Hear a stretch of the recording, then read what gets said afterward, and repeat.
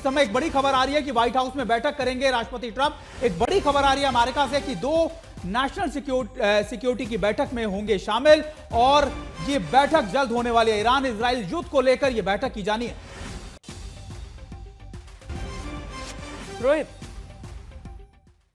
बिल्कुल ये थोड़ी देर पहले जैसे कि मैंने कहा था कि अभी ऑफिशियल तौर पे आई थिंक रिलीज हो गया कि व्हाइट हाउस में president Donald Trump national security council की मीटिंग चेयर करेंगे। अब करीबन करीबन यहाँ पे 2:40 हो गए हैं, 6 बजे के आसपास जो मीटिंग होगी उसमें वो उनको I think obviously he will take information की कहाँ पे कैसी चीजें हैं, he make a take decision not take a decision, और उसके बाद कल सुबह भी उनकी एक और मीटिंग है। तो एज ए सेट के इंडिकेटर्स हैं कि डोनाल्ड ट्रंप जो है वो न्यू जर्सी गए हुए थे छुट्टी मनाने के लिए, वो जल्दी आ रहे हैं वॉशिंगटन डीसी। तो कहीं ना कहीं मुझे लगता है कि सारी चीजें जो है वो सारे ऑप्शंस टेबल पे चाहते हैं। और जो दूसरा सवाल आपने मुझसे किया था सुमित कि क्या अमेरिका प्रिपेयर्ड है, आई थिंक अमेरिका एक फुल फ्लेज्ड वॉर के लिए शायद मुझे नहीं लगता अमेरिका या अमेरिकन पब्लिक प्रिपेयर्ड है। और इसी की वजह से हमने इतना डिले देखा है इस वॉर को लेके, इस एस्केलेशन को लेके। जिस तरह से पहले 60 डे की विंडो थी, फिर 2 हफ्ते और दिए गए। लेकिन मुझे लगता है कि कहीं ना कहीं जब ये अब समझ में आ रहा है कि ईरान बज नहीं कर रहा है, ईरान झुक नहीं कर रहा है, तो ये एक पॉस्चरिंग के तौर पे पहले और फिर एक ऑप्शन के तौर पे प्रेजेंट किया जा रहा है प्रेसिडेंट ट्रंप को कि वो एक्शन ले सकते हैं। और अमेरिका एक्शन लेने के लिए तो हमेशा से मुझे लगता है तैयार रहता है, लेकिन उसके बाद के जो कॉन्सिक्वेंसेज होते हैं, हमने देखा था किस तरह से अफगानिस्तान का वॉर 20 साल चला। तो मुझे लगता है कि एग्जिट स्ट्रेटेजी जो है वो अमेरिका के पास फिलहाल नहीं है, और यही वजह है कि अमेरिका रिस्ट्रेन दिखा रहा है। लेकिन साथ ही साथ ये भी इंपॉर्टेंट है कि ईरान के पास न्यूक्लियर वेपन ना हो, ऐसा खुद प्रेसिडेंट ट्रंप कई बार कह चुके हैं। तो he has to make a decision, बहुत टफ डिसीजन होने वाला है उनके लिए। और एग्जिट स्ट्रेटेजी की जो बात कर रहे हैं या रेडिएशन की जो हम बातें कर रहे हैं और किस तरह के कॉन्सिक्वेंसेस होंगे, मुझे लगता है उसके लिए अमेरिका में फिलहाल मुझे नहीं लगता कि कोई तैयार है। वो एक आफ्टर थॉट होगा और उसे मैनेज क्योंकि करने के जब लिए डोनाल्ड ट्रंप बाद में सत्ता में एक्सपर्ट्स को आए तो बात करनी उनका पड़ेगी। उनका सबसे बड़ा फोकस उन्होंने यही कहा और उसके बाद उनके फैसले भी अधिकतर वैसे ही रहे कि वो अमेरिका की इकोनॉमी को स्ट्रांग करना चाहते थे। अब अगर किसी देश की इकोनॉमी को आप सुधारना चाहते हैं तो उस देश को आप एक नए युद्ध में नहीं झोंक सकते। प्रणय, इसीलिए और सुमित, दोनों से मैं इस चीज का जिक्र करना चाहूंगी। एक समय था जब उस 6 डे वॉर की बात होती है और इजराइल ही उसका सबसे अहम किरदार, एक 6 दिन के युद्ध को जीत जाना। लेकिन यहां पर जितना लंबा युद्ध होगा उतना अग्रेसर पर उसका कॉस्ट बढ़ता भी जाता है। आप ईरान के न्यूक्लियर ठिकानों को आप तबाह करना चाहते हैं, हम नहीं चाहते हैं कि न्यूक्लियर वेपन वो बनाए, लेकिन ईरान कौन सा आपसे बात करने के लिए तैयार है? प्रणय, अब तो सीधा खामेनेई ने कह दिया कि अब बात होगी तो अमेरिका से तो नहीं होगी कम से कम। देखिए, अमेरिका से नहीं भी होगी, लेकिन आपको याद होगा जेसीपीओए की जो डील हुई थी, यानी अमेरिका और ईरान के बीच में जो पिछली डील हुई थी, उस डील के अंदर कई पश्चिमी देश उसके अंदर गारंटर या मध्यस्थ के तौर पर थे। उसमें फ्रांस भी था, उसमें जर्मनी भी था, उसमें रूस भी था। मैं आपके सवाल का जवाब दूं, लेकिन उसके पहले मुझे बहुत ही इंटरेस्टिंग एक मैप दिखा है, वो मैं आपको दिखाना चाहता हूं यहाँ पे। ये मैप जो है, ये बेसिकली इंडिया टुडे का एक मैप है जो कि वेदर सिस्टम को दिखाता है, और ये वो वेदर सिस्टम है जो कि ईरान और भारत को कनेक्ट करता है। यानी जो वेस्टर्न डिस्टर्बेंस, जिसे पश्चिमी हम डिस्टर्बेंस कहते हैं, वो वेस्टर्न डिस्टर्बेंस जो है उसकी हवाएं भारत तक आती हैं। इसका सीधा सीधा मतलब क्या है? यदि ईरान के अंदर न्यूक्लियर स्टैब्लिशमेंट या न्यूक्लियर फैसिलिटीज डिस्टर्ब होती हैं, वहां पर परमाणु रेडिएशन होता है, तो उसका असर हमारे वेदर सिस्टम पर भी पड़ सकता है। ये हमारे लिए खतरे की बात है। ये हमारे बहुत नजदीक के अंदर ये लड़ाई हो रही है, और जिस तरीके से ये लड़ाई हो रही है उसके अंदर बड़ा खतरा इस चीज को लेकर है। जहां तक डिप्लोमेसी का सवाल है, बातचीत का सवाल है, उस बातचीत के लिए ये बात सही है, अमेरिका और ईरान के बीच में तल्खी इस समय बहुत ज्यादा है, इस समय बातचीत नहीं हो सकती है। लेकिन आप देखिए, इस तरीके के बयान ईरान की तरफ से पहले भी दिए गए थे, लेकिन उसके बाद ओमान की मध्यस्थता में 5 दौर की बातचीत तो हुई कम से कम। 6ठे दौर की बातचीत के ऊपर सारा झगड़ा, सारा जो मसला है वो फंसा आके इस बात के ऊपर कि अमेरिका चाहता है complete ban on Iranian nuclear program, और ईरान का कहना है कि हम सिविलियन इस्तेमाल के लिए न्यूक्लियर एनरिचमेंट करते रहना चाहते हैं, ये हमारा अधिकार है। जहां तक बम बनाने का सवाल है, हम बम नहीं बना रहे हैं, लेकिन ये न्यूक्लियर एनरिचमेंट लगातार बढ़ता जा रहा है। क्या ईरान बम बना चुका है, बनाने वाला है? वो कब बनाएगा, कब घोषणा कर देगा? क्योंकि हो सकता है कि एक बूम और वो ये ऐलान कर दे कि अब हमें जरूरत नहीं है, हम बम बना चुके हैं, तो सारी चीजें, सारा डायनामिक बदल जाएगा। इसलिए जो है वो इतनी घबराहट या इतनी छटपटाहट नजर आ रही है। लेकिन यहां पर डिप्लोमेसी के लिए जो बैक चैनल चल रहा है, उसके लिए भी थोड़ा इंतजार करना चाहिए। मुझे लगता है कि डोनाल्ड ट्रंप भी जो है, रोहित शायद इस बात से सहमत हो, डोनाल्ड ट्रंप भी एक दरवाजा हमेशा खुला रखना छोड़ते हैं, और वो चाहे वो टैरिफ का मामला हो, वीजा का मामला हो, वो हमेशा सख्त रुख अपनाते हैं, लेकिन एक गलियारा छोड़ते हैं कि आइए मुझसे डील कर लीजिए। तो हो सकता है कि कुछ लोग मध्यस्थता करें और इसके अंदर डील की कोशिश की जाए, लेकिन उसके लिए भी जो मसूद पजेश्कियान ने कहा श्वेता कि बातचीत तो तब होगी जब ये हमले रुकेंगे, यानी ईरान भी ये कह रहा है कि हमले रोक दिए जाए तो बातचीत मुमकिन है। रोहित, प्रेसिडेंट ट्रम्प, आपने बहुत सही बात की थी श्वेता कि इकोनॉमी जो है बहुत बड़ा मुद्दा रहा है अमेरिका में, इन्फ्लेशन बहुत बड़ा मुद्दा रहा है। प्रेसिडेंट ट्रम्प वॉर नहीं चाहते, वो इनफैक्ट चाहते कि उन्हें नोबेल पीस प्राइज मिले। तो उनके लिए सारे एजेंडे के विरुद्ध है ये काम की एक वॉर में, फुल फ्लेज्ड वॉर में अमेरिका जो है वो उसमें झोंक दिया जाए अमेरिका को। और ये उनके लिए उचित नहीं है कहीं ना कहीं से। तो मुझे लगता है, आई एग्री जो प्रणय कह रहे हैं कि मुझे अभी भी फिलहाल ऐसा मेरा मानना है कि ये एक प्रेशर टैक्टिक है, ये कहीं ना कहीं ईरान को डिप्लोमेटिक चैनल पे वापस लाने की कोशिश की जा रही है। और एक और मैं छोटी सी अपडेट आपको दे दूं इसमें श्वेता, कि अभी अभी फिलहाल एक खबर आ रही है कि प्रेसिडेंट ट्रंप ने टर्किश प्रेसिडेंट के साथ मिलकर भी डिप्लोमेटिक एक बैक चैनल बनाया था, और उसमें भी जो है ईरान के साथ बातें जो है वो विफल हो गई। तो कहीं ना कहीं मुझे लगता है उन्होंने सारे डिप्लोमेटिक चैनल्स अभी तक एक्सप्लोर किए हैं, और ये उस फेल होने के बाद शायद अब ऐसा लगता है कि he is sending a very strong signal कि लेट्स टॉक, नहीं तो फिर युद्ध को कोई नहीं रोक सकता। सुमित, हवाओं के साथ बड़ा अच्छा प्रणय ने एक्सप्लेन किया है, लेकिन उसमें सबके मन में तो ये भी सवाल उठ जाता है ना कि एक परमाणु बम न बनाए देश, उसके लिए आप परमाणु हमला या उतना ही घातक हमला किसी देश पर कर दें, ये भी तो हर नीति से विरुद्ध है ये चीज। देखिए बिल्कुल, और सबसे बड़ी बात तो यही है कि अगर ईरान ऐसा कर भी रहा है तो इजराइल के, अगर आप पूरे मैप पे देखें मिडिल ईस्ट के, तो अगर इस पूरे मिडिल ईस्ट में एक देश जिसके पास सबसे ज्यादा परमाणु बम या फिर आप कह सकते हैं कि वो ताकत है, तो वो है इजराइल। और ईरान को वो रोक रहा है, और दोनों ही ऐसे हैं तो एक दूसरे के खिलाफ हमेशा सदियों से खड़े, आप कह सकते हैं कई दशकों से एक साथ खड़े हैं।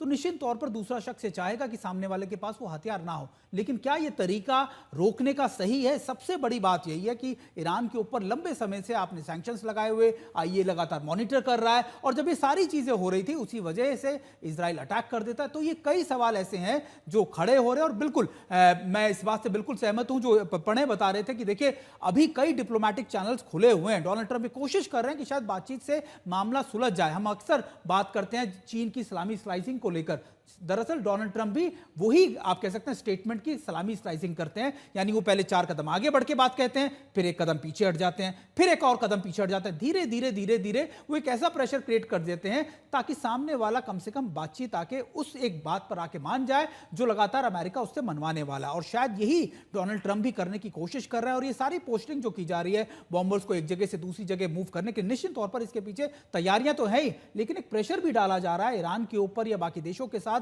देशों के ऊपर जो ईरान की मदद करने के लिए खड़े होने की कोशिश भी कर रहे हैं कि देखिए अगर आप भी आए तो फिर आपके खिलाफ भी कार्रवाई अमेरिका को करनी पड़ेगी। नहीं, और ये बयानों की सलामी स्लाइसिंग प्रणय अगर वाकई शांति ला दे तो हर कोई चाहेगा कि शांति आ जाए, क्योंकि जहां पर भी अशांति रहती है तो उसके बाद उसका असर धीरे धीरे ट्रिकल डाउन करते हुए एक आम आदमी की जिंदगी पर पड़ने ही लगता है। लेकिन जो आपने जिस चीज से शुरुआत की थी ना, जब हमने इस कवरेज की शुरुआत की, जब पहली बार इजराइल की तरफ से हमला किया गया था, और एक जो सबसे बड़ा मुद्दा आपने उठाया कि ये उसको न्यूक्लियर बम बनाने से रोक रहा है या फिर एक कदम आगे उसकी तरफ बढ़ा रहा है। अभी तो ऐसा लग रहा है कि अगर शांति आ भी जाए, समझौता हो भी जाए, तो भी ईरान क्या अब रुकेगा? बिल्कुल ठीक कहा श्वेता आपने। ये चर्चा कई जगह चल रही है, इवन अमेरिका में इस चीज को लेकर चर्चा चल रही है कि has Donald Trump pushed Iran to become nuclear. ये सवाल इसलिए उठाया जा रहा है क्योंकि इजराइल ये कह रहा है कि उसके लिए अस्तित्व का संकट है ईरान का न्यूक्लियर बम। वहीं ईरान के अंदर कई लोगों का यह मानना है कि अब ईरान के लिए अस्तित्व का सवाल है न्यूक्लियर बम। तो क्या ईरान न्यूक्लियर बम बनाकर ही अपने लिए सुरक्षा की गारंटी लेगा? क्योंकि जिस तरह का ऑपरेशन इस समय चल रहा है, उसके बाद ईरान के लोगों को तो यह खतरा होगा कि आप हमारा एयर स्पेस ऑक्यूपाई कर चुके हैं, आपकी जब इच्छा हो रही है आप हमारे यहाँ पर बम गिरा दे रहे हैं, जिसे चाह रहे हैं उसे मार दे रहे हैं। एक तरीके से it's like opening Iran bare. तो आपने तो सारी चीजें हटा दी हैं, तो उसके बाद ईरान क्या कर रहा है? ईरान चाहेगा, और ये ऐसा नहीं है पहली बार हुआ है। आपको याद होगा जेसीपीओए डील को लेकर भी डोनाल्ड ट्रंप ने अपने पिछले कार्यकाल में यही आरोप लगाए थे कि दरअसल जेसीपीओए के नाम पर ईरान ने पैसे तो ले लिए, ईरान लेकिन उस पैसे का इस्तेमाल उन प्रॉक्सीज को खड़े करने के लिए कर रहा है, और साथ ही वो धीरे धीरे अपना एनरिचमेंट बढ़ाता चला जा रहा है। और एक दिन आएगा कि ईरान ये घोषणा कर देगा कि उसके पास न्यूक्लियर बम आ गया है, तब दुनिया क्या करेगी? देखिए, ईरान का न्यूक्लियर बम उसके बहुत सारे पड़ोसी भी नहीं चाहते। ये जो मुस्लिम उम्मत की बात हो रही है, ये मुस्लिम मुल्कों की सहानुभूति की बात हो रही है, कंडेमनेशन की बात हो रही है, लेकिन क्या सऊदी अरब चाहता है कि ईरान के पास न्यूक्लियर बम हो? क्या यूएई चाहता है? क्या कतर चाहता है? क्या बहरीन, कुवैत, अमान ओमान चाहते हैं? इनमें से कोई मुल्क नहीं चाहता कि ईरान के पास में न्यूक्लियर बम हो। और इसीलिए ये वहां पर एक पावर इक्विलिब्रियम बना हुआ था, लेकिन वो पावर इक्विलिब्रियम जो है वो इजराइल के इस ऑपरेशन से टूटा है। लेकिन यहां पर जिस खतरे की बात मैं कर रहा हूं बार बार, देखिए आप ये समझने की कोशिश करिए कि मैं क्यों कह रहा हूं कि न्यूक्लियर डीन्यूक्लियराइजेशन की प्रोसेस एयर रेड से इससे पहले कभी नहीं हुई है, क्योंकि किसी को नहीं पता कि सेंट्रीफ्यूज के ऊपर जब 13,000 किलो से ज्यादा का बम गिरेगा या 13,000 किलो के दो बम गिरेंगे, वन GBU 57A और बी, तब उसके बाद नीचे क्या होगा किसी को नहीं पता कि क्या संवर्धित यूरेनियम जो वहां स्टोर्ड है वो क्रिटिकल मास या सुपर क्रिटिकल मास को अचीव कर लेगा, क्या वो फिशन रिएक्शन शुरू कर देगा। क्या हम चाहते हैं कि हिरोशिमा नागासाकी जैसा वहां पर एक नया मशरूम बन जाए, और उसके बाद अगर होता है तो फिर वहां क्या होगा? ये सारी चीजें एक अनचार्टेड टेरिटरी है श्वेता, इस जगह पर कोई गया नहीं है अभी, तो ये सारी चीजें कयास हैं। और इसी बीच में ये प्रयास हो रहे हैं कि ये स्थिति अभी संभल जाए, लेकिन इजराइल जिस तरीके का पोस्चर अपना रहा है और ईरान जिस तरीके के पोस्चर में, अभी ये लड़ाई न रुकती दिख रही है न थमती दिख रही है।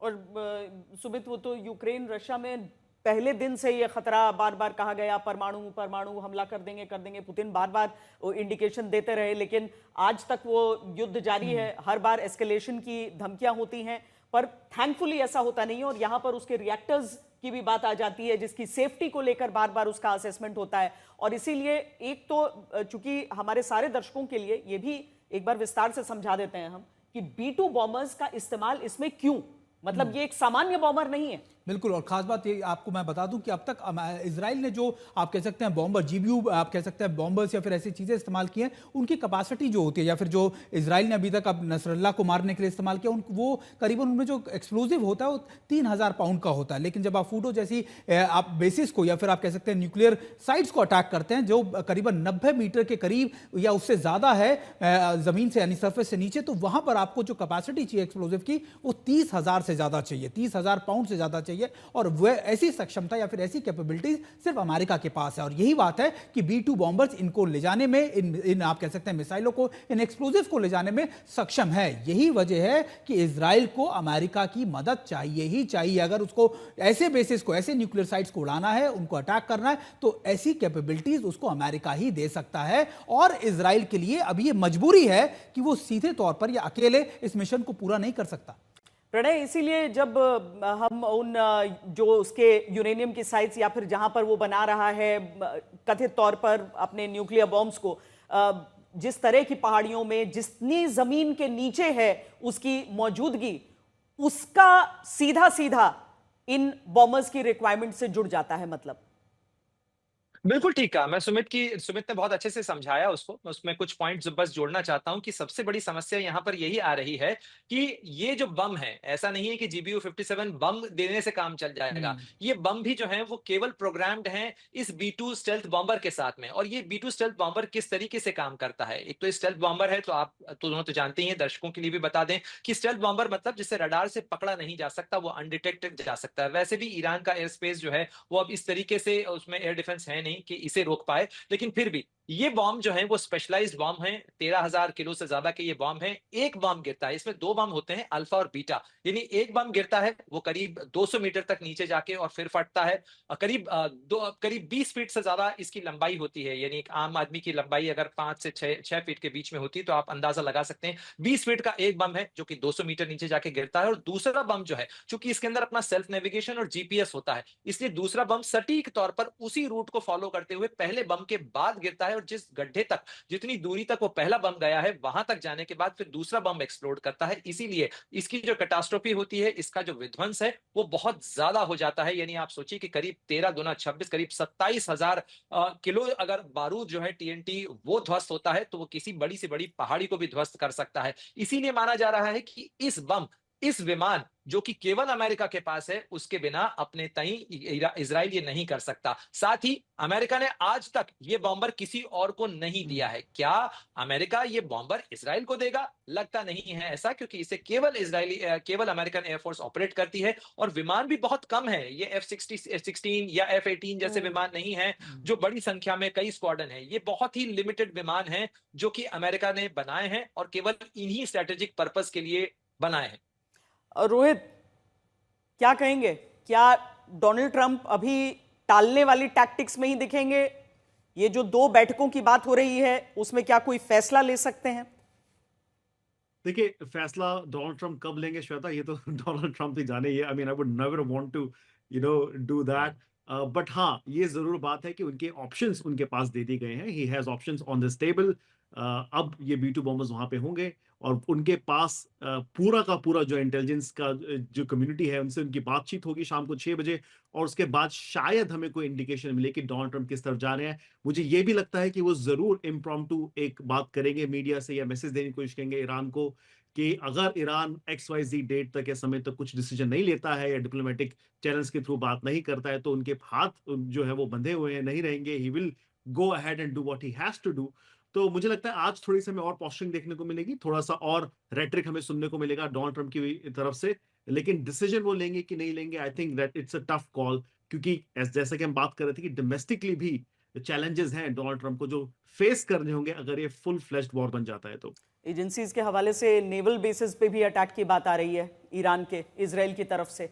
लेकिन देखिए, पूरी दुनिया में खासकर भारत डी एस्केलेशन चाहता है कि किसी तरीके से ये जो युद्ध है ये बढ़े नहीं। इसका प्रतिकूल असर दिखता है। भारत एक एक करके वहां से विमानों के जरिए अपने स्टूडेंट्स को निकालने का काम कर रहा है। पूरी दुनिया में सब पर इसका स्पष्ट प्रभाव दिख रहा है। लेकिन उस सब के बीच अगर वाकई एक और विध्वंसक हथियार इस पूरे युद्ध में शामिल हो जाता है तो नतीजे सबको भुगतने पड़ेंगे।